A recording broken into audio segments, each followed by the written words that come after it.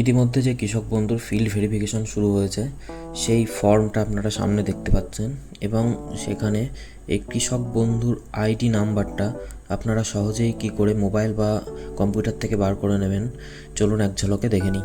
প্রথমে আপনারা আপনার মোবাইল বা কম্পিউটারে ক্রোম ব্রাউজারে চলে আসবেন, সেখানে গিয়ে লিখবেন কৃষক বন্ধু।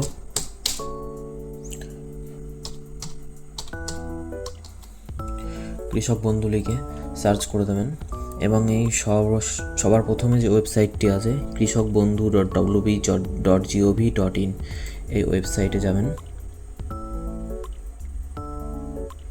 ওয়েবসাইটটি লোড হচ্ছে।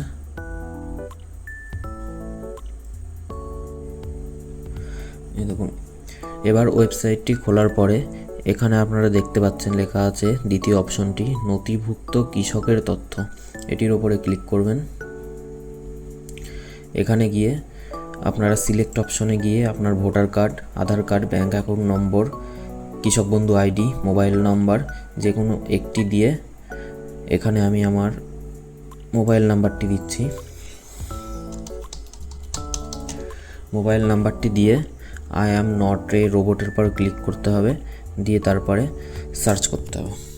সার্চ করার পরে কিন্তু আপনাদের সামনে এরকম একটি পেজ চলে আসবে, যেখানে আপনারা দেখতে পাচ্ছেন সবার বাঁ দিকে আছে কেবি আইডি, এটাই হলো আপনার কৃষক বন্ধু আইডি।